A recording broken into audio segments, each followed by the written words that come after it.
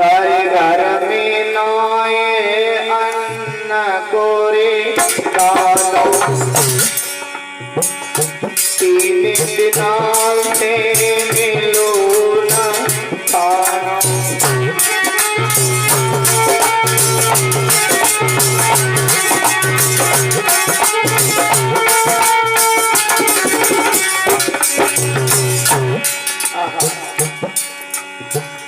पिया 3 दिन हो गए, घर में बच्चे भी भूखे, मैं भी भूखी हूँ।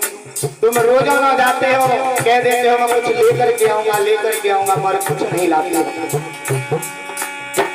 अब कोई ना थयो खाए बिचारो,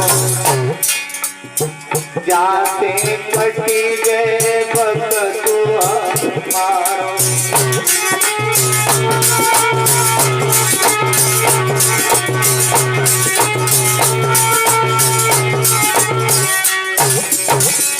पिया कोई उपाय ऐसा करो जिससे बच्चे भी कुछ खा ले, मैं भी कुछ खा लूं। मांगे भी कपड़े नहीं पूरी, ब्राह्मण धर्म पिया हुए नहीं मंजूरी।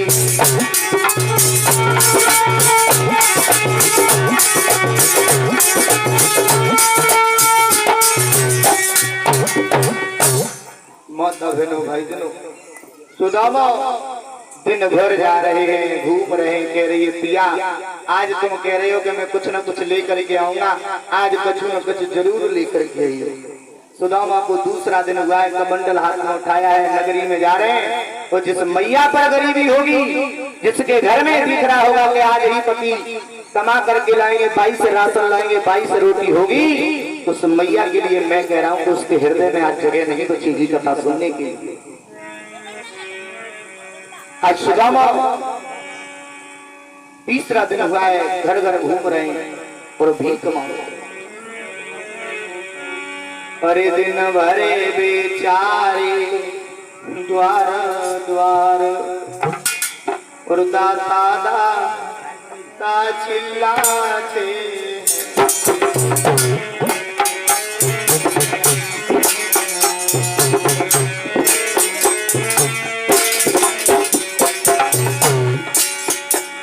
दिन भर बेचा द्वार द्वार, दाता दाता चिल्लाते हैं। कोई घर मांगा 10 घर मांगा, एक नहीं दो नहीं 10 घर मांग रहे हैं, मगर कोई घर मांगा 10 घर मांगा, कहीं आटा दाल न पाते हैं।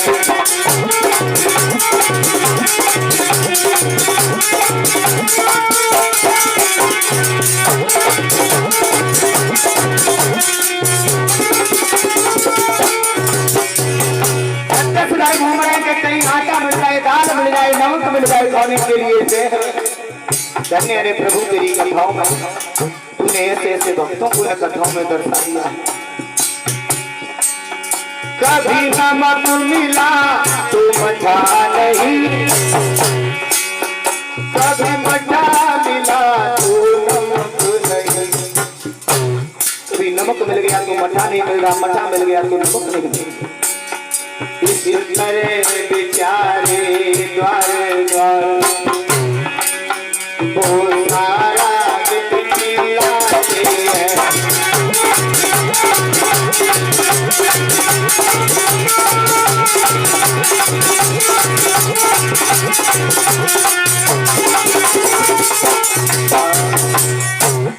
तीसरा दिन हुआ, सुदामा नगरी को घूम करके आए और आकर के जैसे ही घर पर आए, सुशीलों ने जैसे ही कमंडल की तरफ देखा, एकदम घुटनों में मूड देख करके फूट फूट करके रोने लगे। आधी रात का समय था, सुशीला सुदामा दोनों आधी रात के समय पर अपने समय को याद कर करके रो रहे हैं। और सुशीला कह रही है पिया अरे कबीरा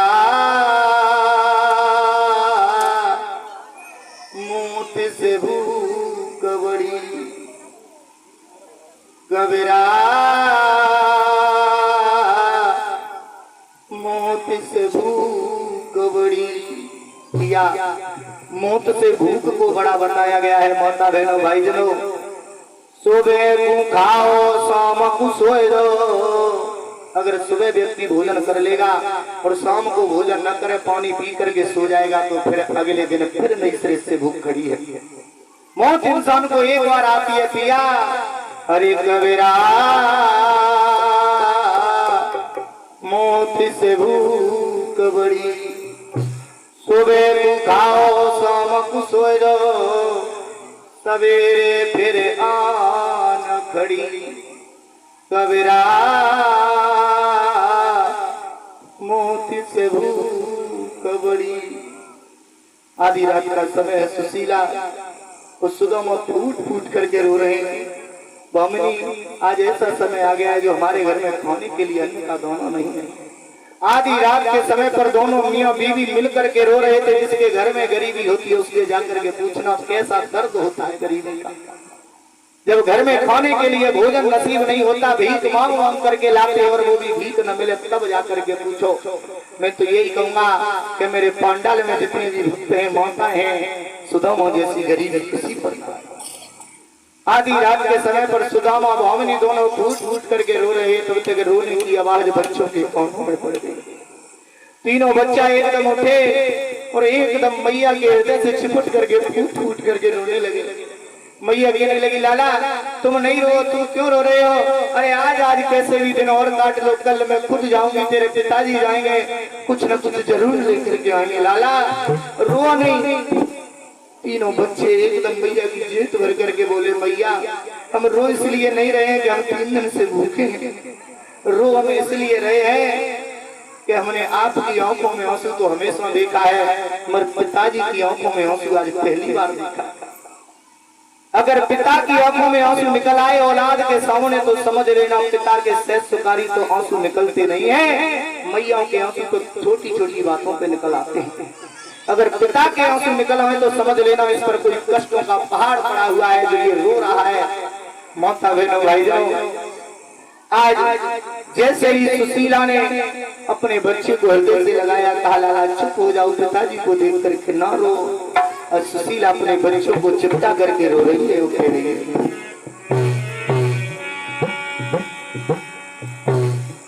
अरे सुशीला रोए रही घर में, करे करे ललाए अपने की याद।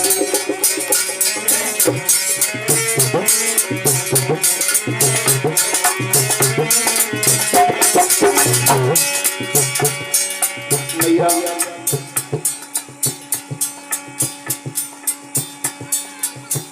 मैया का प्यार बेटे के लिए बहुत विलक्षण होता है। ये पंकज आप लोगों के बीच में बैठा हुआ है।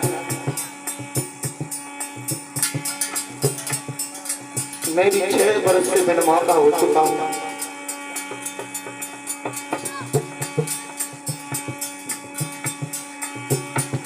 मैं ज्यादा दर्द किसी को जताना नहीं चाहता। मैं केवल जनता के सामने हंसता रहता हूँ, खेलता रहता हूँ। मेरे साथ खड़े हैं,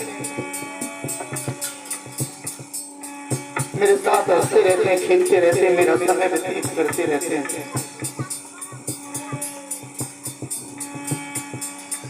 मेरे अंदर ज्यादा मैं कथा कहता हूँ, मेरे अंदर हिलोर सी उठती है। मेरी मैया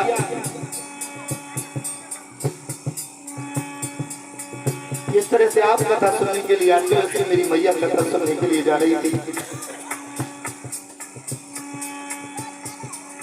1 महीना से पीलीभीत क्षेत्र में कथा कर रहा था। सखियों के साथ जा रही थी, अचानक काल रूपी ट्रैक्टर ऐसा आया। मेरी मैया ने दोनों सखियों में धक्का मार दिया, खुद ट्रैक्टर के नीचे आकर के अपनी सांसों को छोड़ दिया।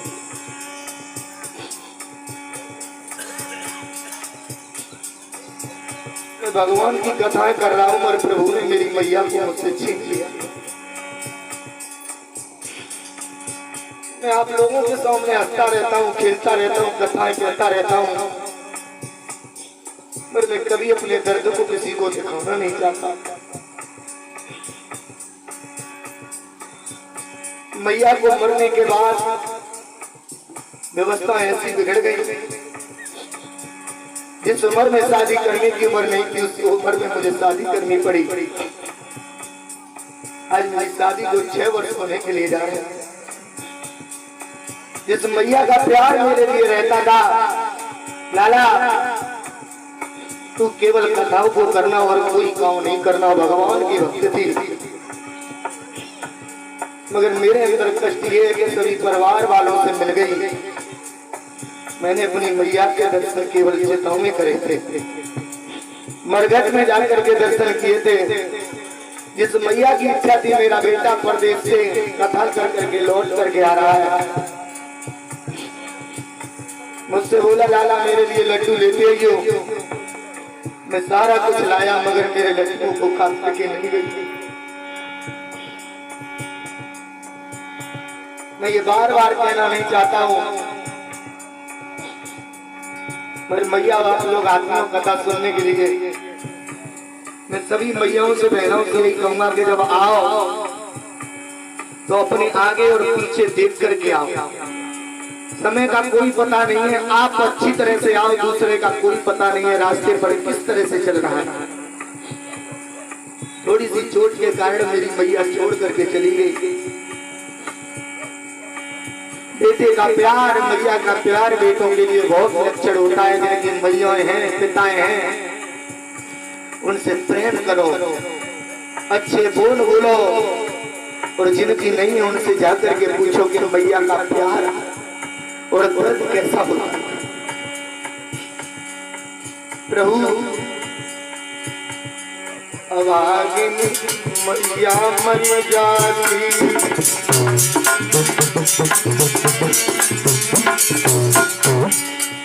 ए प्रभु अब आगे मैया मर जाती,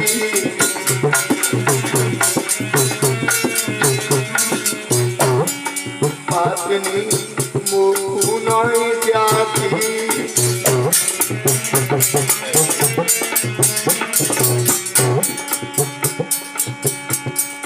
भगवान ने मैया को छीन लिया। मर कुछ समय बीत जाने के बाद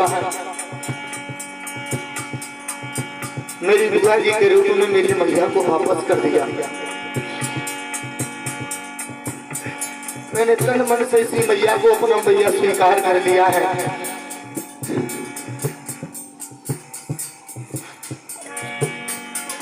कथा नहीं बोल पाता हूँ जब मेरे अपने मेरे सामने होते हैं।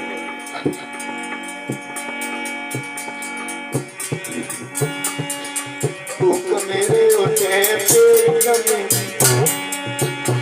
करीब करीब समय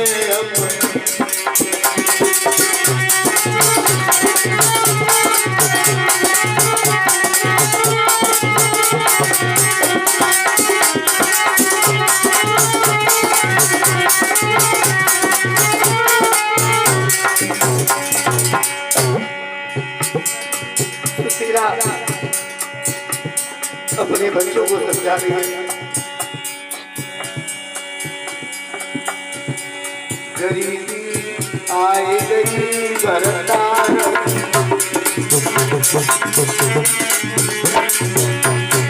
हे प्रभु गरीबी आए गई भरतार,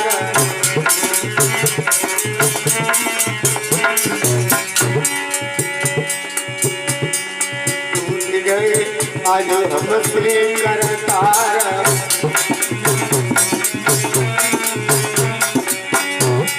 मेरी हाथ जोड़ करके सभी मैयाओं से, पिताओं से, भैयाओं से प्रार्थना है। मैया को तो छीन लिया मगर भगवान ने मुझे माला माल कर दिया। सब कुछ है मेरे पास, किसी चीज की मेरे पास कमी नहीं है। मगर आप लोगों से एक बात कहना चाहूंगा कि आप चाहे मेरी कथा हो, चाहे कोई भी वक्ता हो, कथा में आकर के किसी भी वक्ता की किसी भी कथा की हंसी मत मनाना, भगवान के मंदिर के सामने आकर के खिल्लियां मत उड़ाना। कथा न सुन पाओ तो कथा को मस्तक झुकाते हुए अपने रास्ते को निकल जाना, मगर कथा को दूषित मत ठहराना। मैं ये नहीं कह रहा हूँ आप मुझसे ही कथा कराओ, मगर कथा कराने वाले से पहले कथा की छानबीन कर लो कि ये वक्ता पीने वाला तो नहीं है, बीड़ी गुटखा तंबाकू मदरा पान वाला तो नहीं है, जो कराने से आपके ऊपर पाप के भोगी खुद बन जाओ। कथा कथा के हिसाब से कराओ। ये नौटंकी ढोला कथा में कोई नहीं गाता है, ये कथा नहीं है, ये बंधा है। ऐसा कभी नहीं करना चाहिए। अपने अंदर अहंकार मत लाओ, अहंकार लाओगे तो भगवान सब छीन लेगा। समय का मुझे भी नहीं पता था, कथा करके जा रहा था, मुझे ये नहीं पता था कि घर पे जाकर के मुझे ऐसा माहौल मिलेगा। धन्य प्रभु तेरी लीला, मैं फिर भी तेरे चरणों को नहीं छोड़ूंगा। तूने मैया को अपने पास बुला लिया तो ये पंकज की भी प्रार्थना है कि इस पंकज को कहीं चलती कथा में से ही प्राणों को खींच लेना। गद्दी पर कहते कहते हंसते हंसते तेरे चरणों में नौछावर हो जाऊं, यही मेरी इच्छा है। गरीबी आए गई बरसात,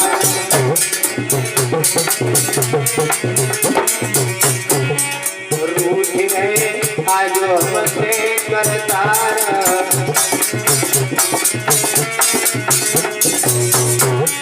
मड़ैया टूटी घर में रो रहे सुशीला करिया।